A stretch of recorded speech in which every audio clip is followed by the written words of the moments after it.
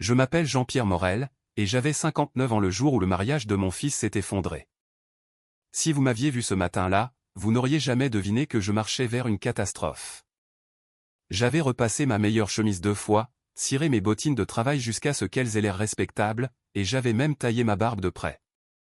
Mon fils unique, Théo, se mariait, et cela suffisait à faire oublier chaque douleur dans mes articulations. J'étais debout depuis 5 heures du matin, vérifiant l'enveloppe du cadeau pour la 3e fois et chargeant ma boîte à outils dans ma camionnette. Oui, ma boîte à outils. Théo m'avait demandé de la porter parce que la table de la pièce montée à l'hôtel vacillait, et il savait que je pouvais réparer ça en 5 minutes. C'est ce que font les pères, nous réparons les choses. J'ai passé 32 ans sur les chantiers dans le bâtiment avant que mon dos ne me force à prendre ma retraite à 57 ans, et il n'y avait pas grand-chose que je ne pouvais pas gérer avec les bons outils. Le mariage avait lieu au domaine du Vallon, un de ces endroits luxueux avec des sols en marbre si brillants qu'on pouvait y voir son reflet. Ce n'était pas mon genre d'endroit, mais la fiancée de Théo, Léa, y tenait absolument. Sa mère, Béatrice de Grandpré, s'en était assurée. Béatrice était le genre de femme qui traitait l'argent comme une armure et utilisait son sourire comme une arme. Elle avait clairement fait comprendre dès le premier jour que mon passé d'ouvrier était un embarras pour l'image de leur famille. Laissez-moi vous parler de Béatrice de Grandpré. Elle possédait une agence immobilière de luxe en centre-ville et conduisait une Mercedes qui coûtait plus cher que ce que je gagnais en 2 ans. Elle avait des cheveux parfaitement coiffés, des vêtements de créateur et une attitude qui vous donnait l'impression de salir le sol simplement en existant dans la même pièce. Dès l'instant où Théo avait ramené Léa à la maison pour dîner, Béatrice avait regardé mon modeste pavillon comme s'il était contaminé. La première fois qu'elle est venue, elle a traversé mon salon, la pièce où Martine et moi avions élevé Théo, là où nous l'avions regardé faire ses premiers pas sur le parquet que j'avais posé moi-même, et elle a dit, c'est très authentique. À la façon dont elle l'a dit, on aurait cru qu'authentique était un synonyme de pathétique, mais j'ai gardé la bouche fermée. C'était mon erreur. Voyez-vous, j'ai appris tôt que le silence préserve la paix, surtout quand on traite avec des gens qui ont plus d'argent que de manières. Martine, ma femme décédée il y a 4 ans d'un cancer, disait toujours que j'étais trop prompt à ravaler ma fierté pour le bien de l'harmonie familiale. Elle avait raison, comme elle avait raison sur la plupart des choses. L'organisation du mariage avait été faite de mois de petites blessures. Béatrice suggérait des améliorations à tout ce que je proposais.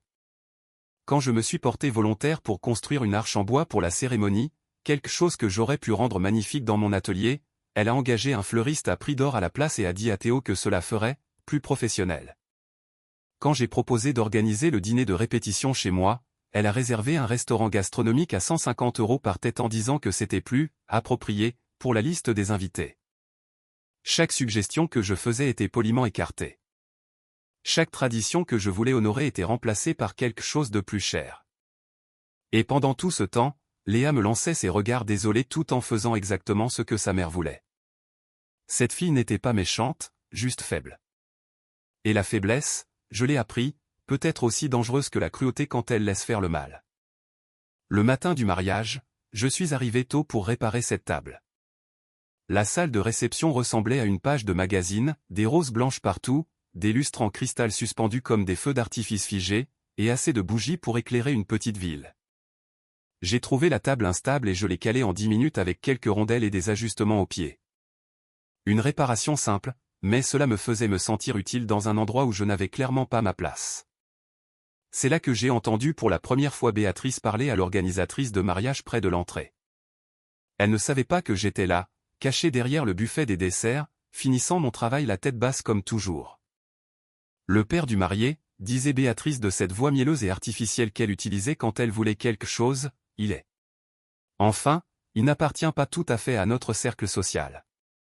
Nous espérons juste qu'il ne fera rien de trop embarrassant pendant les photos. Mes mains se sont figées sur mes outils. L'organisatrice a fait un bruit poli, probablement mal à l'aise mais ne voulant pas offenser une cliente qui payait. Béatrice a continué, Léa n'arrête pas de dire que Théo lui est dévoué, mais honnêtement, cet homme vit dans le même petit pavillon qu'il a construit il y a 25 ans. Aucune ambition, aucun raffinement. Au moins, après aujourd'hui, nous pourrons commencer à travailler sur la vision de Théo concernant les priorités familiales. Je suis resté là, tenant ma clé à molette, avec l'impression d'avoir reçu un coup de poing dans l'estomac. Cette femme parlait de moi comme d'un problème à gérer, pas comme du père du marié. La maison que Martine et moi avions bâtie de nos propres mains, où nous avions élevé notre fils, où nous avions payé chaque traite et réparé chaque fuite, elle l'appelait « petite », comme si c'était honteux. Mais le pire était ce qu'elle a dit ensuite, baissant la voix comme si elle partageait un secret confidentiel. Gérard pense que je suis trop dur, mais il faut comprendre, Théo a hérité du côté sentimental de son père. Toutes ces petites traditions, cette loyauté d'ouvrier, c'est charmant jusqu'à ce que cela entrave la réussite. Nous devons l'aider à voir plus grand. J'ai remballé mes outils et je suis parti sans dire un mot, mais quelque chose avait changé en moi. J'ai commencé à prêter plus d'attention à tout. La façon dont Béatrice parlait, dont Léa agissait autour d'elle, la façon dont les conversations s'arrêtaient quand j'entrais dans une pièce. Pendant le dîner de la veille, j'avais observé Béatrice faire le tour de la salle comme une politicienne en campagne. Elle présentait Théo à ses contacts d'affaires, parlait d'élargir ses horizons, et s'assurait que tout le monde soit au courant de son diplôme d'ingénieur et de sa carrière prometteuse. Mais chaque fois que quelqu'un posait des questions sur ses origines familiales, elle affichait un sourire crispé et changeait habilement de sujet. Léa semblait tirailler entre sa loyauté envers Théo et la peur de décevoir sa mère.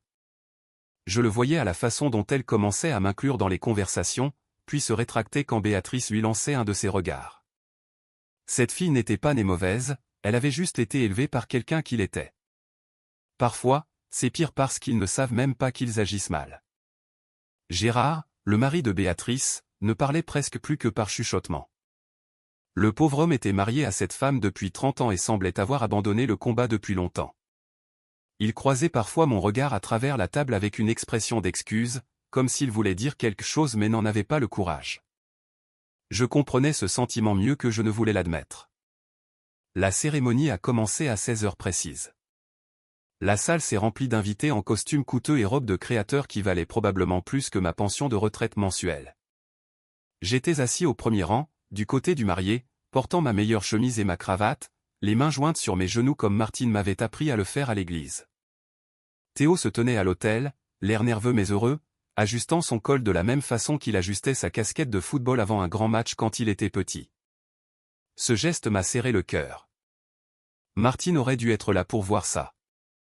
Elle aurait versé des larmes de joie et dit à tout le monde à quel point elle était fière de notre garçon. Léa a remonté l'allée dans une robe qui scintillait comme si elle avait été trempée dans la poussière d'étoiles.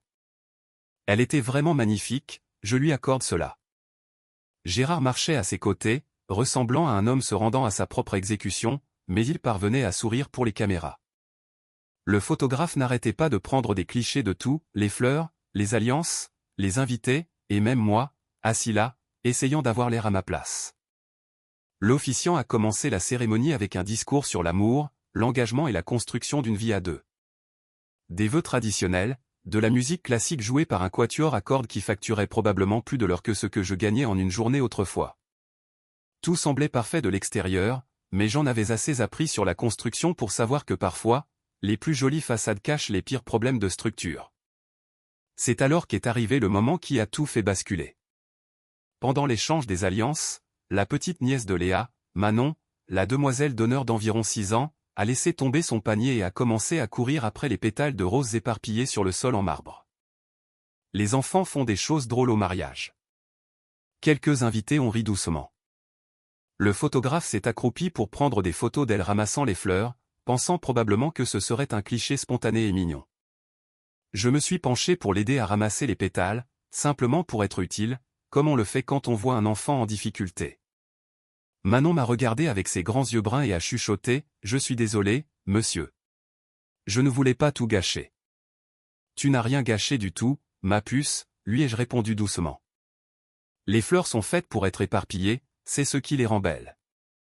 Elle a souri et a continué à ramasser les pétales pendant que je lui entendais quelques-uns. Cela n'aurait dû être rien du tout, juste un homme d'âge mûr aidant une petite fille à un mariage. Un moment de tendresse, valant peut-être une photo. C'est alors que Béatrice s'est levée de son siège au premier rang et a hurlé assez fort pour que tout le monde dans cette salle l'entende, « Pouvez-vous arrêter de ramener tout à vous pendant 1 minute ?» La pièce est devenue silencieuse si vite qu'on aurait dit que quelqu'un avait aspiré tout l'air. Je me suis figé avec des pétales de rose à la main, Manon me regardant avec des yeux confus. L'officiant s'est arrêté au milieu d'une phrase. Les violons du quatuor se sont tus au milieu d'une note. Chaque tête dans cette salle s'est tournée vers nous comme si nous étions l'attraction principale à la place de Théo et Léa.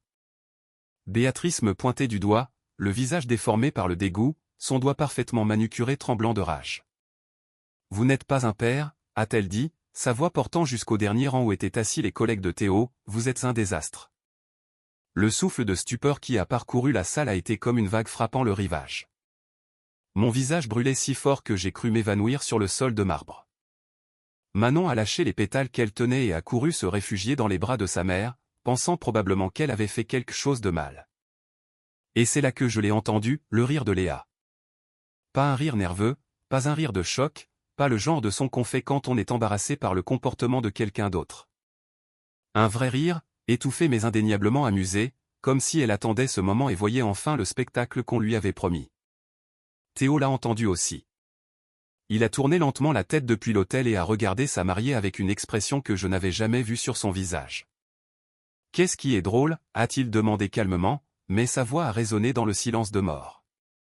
Personne n'a répondu. Le sourire de Léa s'est effacé rapidement quand elle a réalisé que tout le monde la fixait. Béatrice a levé le menton comme si elle n'avait rien fait de mal, comme si traiter le père de quelqu'un de désastre au mariage de son fils était un comportement normal. C'est alors que le regard de mon fils est devenu de glace. Je n'avais vu ce regard que quelques fois dans sa vie, une fois quand une brute s'en était prise à un plus petit à l'école, et une fois quand un entrepreneur avait essayé de nous escroquer sur un chantier. Théo m'a regardé, assis là avec mes pétales de rose, puis il a regardé Béatrice, debout comme un ange vengeur en soie argentée, puis il a de nouveau regardé Léa. « Ce mariage est fini » a-t-il dit d'une voix si calme qu'elle en était terrifiante. « Que tout le monde sorte. » Les gens ont eu un hoquet de surprise. Quelqu'un a lâché une coupe de champagne à l'arrière, le bruit du cristal se brisant a résonné dans la salle comme un coup de feu. Le quatuor à cordes s'est arrêté net. Léa le fixait avec choc, la bouche ouverte mais aucun mot ne sortait. « Théo, qu'est-ce que tu fais ?» a-t-elle fini par demander. Il a reculé de l'autel, s'éloignant d'elle, s'éloignant de l'officiant qui regardait autour de lui comme s'il n'avait jamais rien vu de tel en 20 ans de métier. « Je t'ai posé une question. Qu'est-ce qu'il y avait de drôle dans l'humiliation de mon père ?» Rien, a dit Léa rapidement, sa voix montant dans les aigus. Ma mère était stressée. Elle ne voulait pas dire. Mais Béatrice l'a coupé, s'avançant le menton haut comme une reine s'adressant à ses sujets, ne t'excuse pas de dire la vérité. Son père doit apprendre à se comporter de manière appropriée pour des occasions comme celle-ci. C'en était trop. Théo a regardé les 200 invités assis là dans un silence stupéfait. Ses collègues de travail, les amis de Léa, les associés de Béatrice, tous vêtus de leurs plus beaux habits pour une célébration qui mourait sous leurs yeux. « Il n'y aura pas de mariage » a-t-il dit, assez fort pour que tout le monde entende. Ni aujourd'hui, ni jamais. La salle a explosé. Léa a crié son nom. Béatrice a hurlé quelque chose sur les enfants ingrats. Gérard a saisi le bras de Béatrice en essayant de la rasseoir. Les invités se sont levés, confus, chuchotant, certains sortant déjà leur téléphone pour filmer la scène, et Théo a marché droit vers moi, a pris ma main comme il le faisait quand il avait 7 ans et qu'il avait peur de l'orage, et a dit « Viens, papa, on s'en va ». Je ne me souviens pas être sorti de cette salle.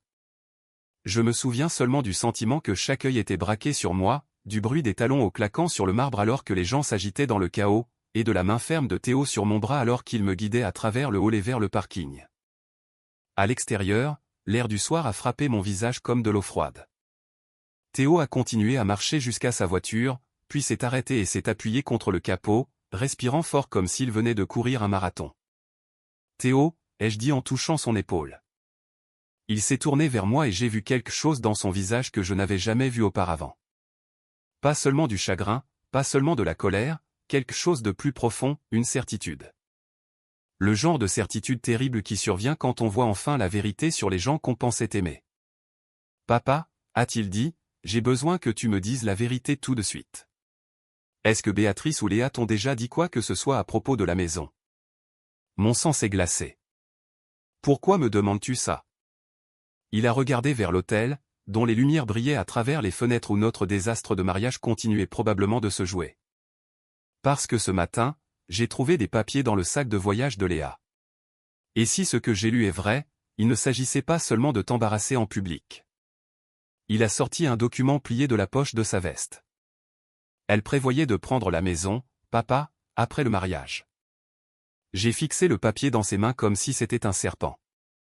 Avant que je puisse demander ce qu'il voulait dire, une voiture noire s'est garée le long du trottoir, moteur tournant.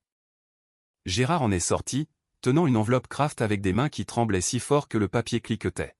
« Vous devez voir ça tous les deux, » a-t-il dit, jetant un regard vers l'entrée de l'hôtel comme s'il s'attendait à voir Béatrice débouler d'une seconde à l'autre. Avant qu'elle ne sorte et ne m'arrête. Gérard avait l'air de ne pas avoir dormi depuis des jours. Sa cravate était de travers, ses cheveux d'habitude soignés étaient en désordre, et ses yeux avaient ce regard creux qu'on voit chez les hommes qui portent des secrets trop lourds pour leurs épaules. « C'est la preuve, » a-t-il dit en ouvrant l'enveloppe de ses doigts tremblants. La preuve que Béatrice est allée trop loin cette fois. À l'intérieur se trouvaient des documents de transfert de propriété avec mon nom imprimé en haut. Des documents que je n'avais jamais vus, avec l'entête d'un cabinet juridique dont je n'avais jamais entendu parler. Les papiers affirmaient que j'avais accepté de transférer la propriété partielle de ma maison à une SCI familiale qui serait contrôlée par Béatrice de Grandpré et Léa Morel. Je n'ai jamais rien signé de tel, ai-je dit. Gérard a hoché la tête rapidement. Je sais. Regarde la signature. Elle était là, en bas, mon nom écrit avec une écriture qui ressemblait assez à la mienne pour tromper un étranger, mais pas assez pour me tromper moi. Le J de Jean-Pierre était trop arrondi, le M de Morel penchait dans le mauvais sens. Quelqu'un s'était exercé à imiter ma signature, mais pas assez bien. Théo a parcouru les papiers plus vite que moi, sa mâchoire se crispant à chaque page. Ça dit que papa a accepté une planification successorale pour la sécurité de la famille après mon mariage. Mais les gérants listés ici sont Béatrice de Grandpré et Léa. Il a regardé Gérard d'un air tranchant. C'est quoi la vraie histoire? Gérard s'est assis lourdement sur les marches en pierre de l'hôtel, comme si ses jambes ne pouvaient plus le porter. Les affaires de Béatrice coulent, c'est le cas depuis plus d'1 an. Elle est noyée sous les dettes, mais elle continue de dépenser de l'argent pour avoir l'air de réussir. Quand Léa s'est fiancée avec toi, Béatrice a vu une issue au trou qu'elle avait creusé. Mon cœur s'est mis à battre si fort que je l'entendais dans mes oreilles. Une issue comment? Ta maison est située sur un terrain très convoité. Béatrice l'a fait estimer le mois dernier sans le dire à personne. Elle vaut au moins 420 000 €, peut-être plus. Elle s'est dit que si elle pouvait en obtenir le contrôle légal via un montage de société familiale, elle pourrait l'utiliser comme garantie pour ses prêts commerciaux. Le chiffre m'a frappé comme un coup physique. Martine et moi avions acheté cette maison pour l'équivalent de 80 000 € en 1989. Nous avions investi chaque centime d'épargne dans des améliorations, chaque week-end dans des réparations, chaque rêve pour la rendre parfaite pour notre famille. Et cette femme ne la voyait que comme un chiffre sur une demande de prêt. Les mains de Théo tremblaient maintenant. Et Léa savait. Gérard a fermé les yeux un instant avant de répondre. Léa en savait assez pour aider. Béatrice l'a convaincu que c'était juste de la gestion de patrimoine intelligente, pour protéger ton héritage des impôts et des complications juridiques. Mais Léa a aidé à rassembler les informations dont Béatrice avait besoin. Quel genre d'informations, ai-je demandé, bien qu'une partie de moi sût déjà que je ne voulais pas entendre la réponse. Gérard a fouillé dans sa veste et a sorti d'autres papiers. Béatrice a demandé à Léa de faire un double de tes clés de maison le mois dernier, quand elle a emprunté ta veste lors de ce barbecue familial. Béatrice s'en est servie pour entrer chez toi il y a 3 jours, pendant que tu étais à ton rendez-vous chez le médecin. Le monde a basculé. J'ai attrapé le bras de Théo pour ne pas tomber. Elle est entrée par effraction chez moi, ai-je chuchoté. Gérard a hoché la tête misérablement. Elle cherchait des documents pour aider à falsifier les papiers de transfert.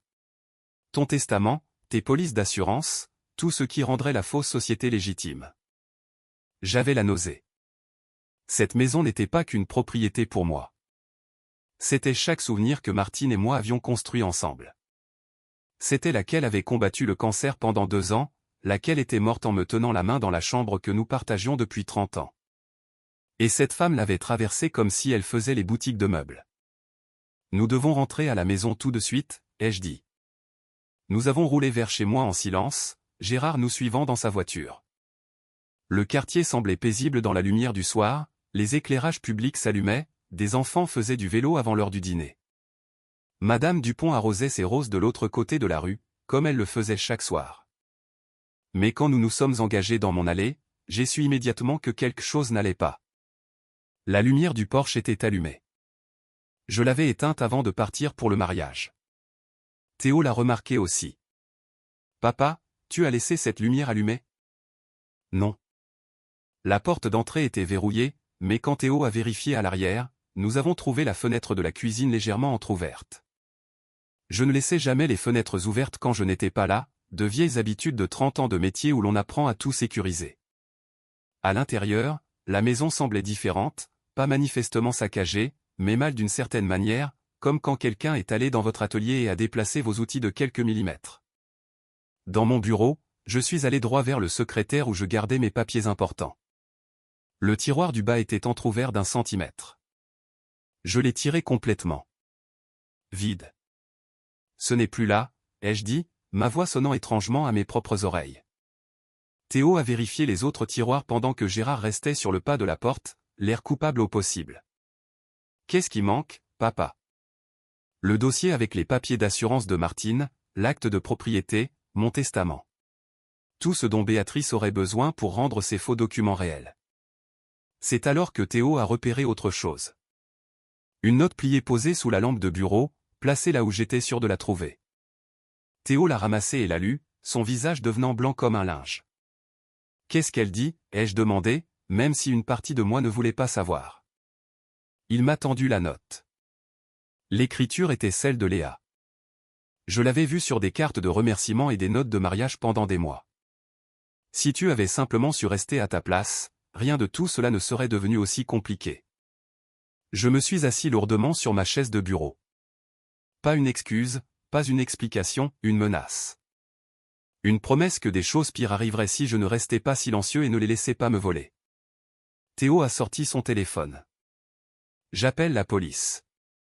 Mais avant qu'il ne puisse composer le numéro, quelqu'un s'est mis à tambouriner à la porte d'entrée si fort que toute la maison a tremblé. À travers la fenêtre, nous pouvions voir la robe argentée de Béatrice refléter la lumière du porche.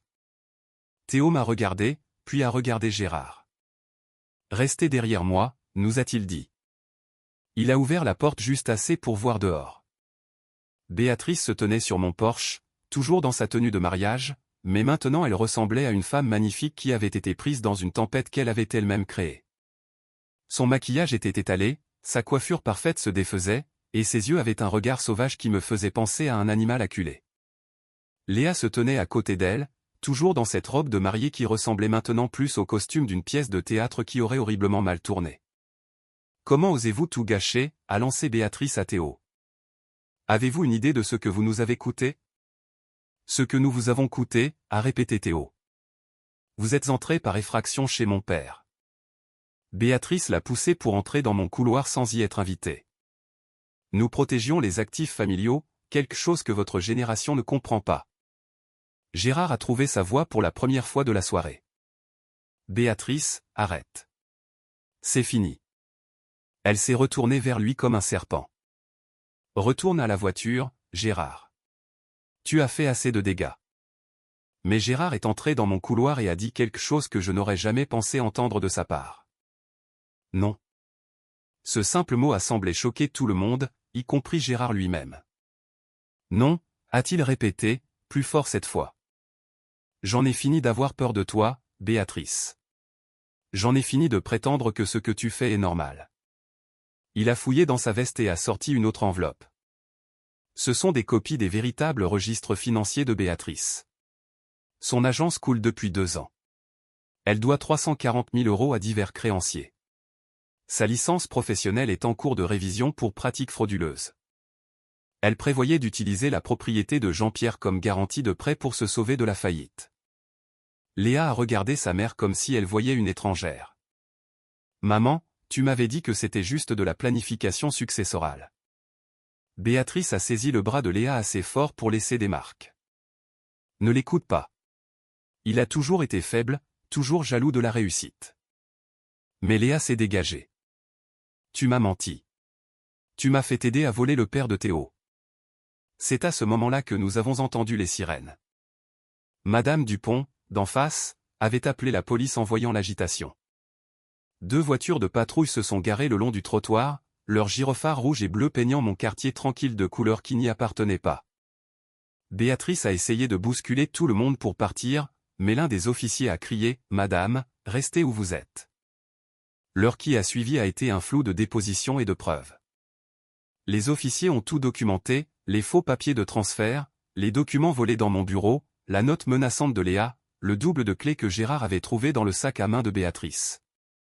Quand ils ont fouillé la voiture de Béatrice, ils ont trouvé mes papiers originaux et quelque chose d'autre qui m'a presque brisé le cœur, la boîte à bijoux de Martine qui était sur notre commode. Je n'avais même pas réalisé qu'elle manquait. Martine avait gardé son alliance dans cette boîte après que le cancer avait rendu ses doigts trop fins pour la porter. Béatrice l'avait simplement prise comme si ce n'était rien de plus qu'un objet brillant à saisir. Les policiers ont arrêté Béatrice pour violation de domicile, fraude documentaire et vol. Léa n'a pas été arrêtée ce soir-là, mais ils ont clairement indiqué qu'elle ferait face à des poursuites pour son rôle dans le complot. Alors que les voitures de police s'éloignaient avec Béatrice sur le siège arrière, Gérard se tenait dans mon jardin, paraissant avoir vieilli de 10 ans en une soirée. « J'aurais dû l'arrêter il y a des années », a-t-il dit. J'ai regardé cet homme brisé qui avait passé 30 ans à avoir peur de sa propre femme. Nous avons tous les deux fait des erreurs, lui ai-je dit, mais nous n'avons pas à continuer de les commettre. Il a hoché la tête et est monté dans sa voiture. La dernière chose qu'il a dite a été « Je demande le divorce demain ». Théo et moi sommes retournés à l'intérieur de notre maison, la maison que Martine et moi avions bâtie, la maison où je l'avais élevée, la maison que personne ne pourrait nous enlever maintenant. Nous avons changé toutes les serrures cette nuit-là, travaillant ensemble dans mon atelier comme nous le faisions quand il était enfant et qu'il apprenait à utiliser les outils. 6 mois plus tard, Béatrice a été condamnée pour de multiples fraudes et a perdu sa licence professionnelle. Léa a coopéré avec les procureurs et a été condamnée à du sursis, mais elle est retournée dans sa ville natale et Théo ne lui a plus jamais reparlé. Quant à moi, j'ai appris la leçon la plus importante de ma vie. Le silence n'est pas d'or quand il laisse les gens piétiner les choses qui comptent le plus. Parfois, protéger sa famille signifie faire du bruit, même si c'est inconfortable. Je vis toujours dans le même pavillon que Martine et moi avons construit ensemble, et chaque dimanche, Théo vient dîner, comme il l'a toujours fait. Nous ne parlons pas beaucoup de ce mariage, mais nous nous souvenons tous les deux de la nuit où nous avons appris que la famille n'est pas une question de silence, mais de se soutenir les uns les autres quand ça compte vraiment. J'ai appris ce jour-là que parfois, les gens qui ont les plus beaux sourires sont ceux qui prévoient de vous blesser le plus, et la seule façon de les arrêter est de refuser de se taire quand ils s'attendent à ce que vous disparaissiez. Le respect n'est pas quelque chose que l'on gagne en restant petit et en préservant la paix, c'est quelque chose que l'on exige en défendant ce qui vous appartient et en ne s'excusant jamais pour la vie que l'on a bâtie de ses propres mains.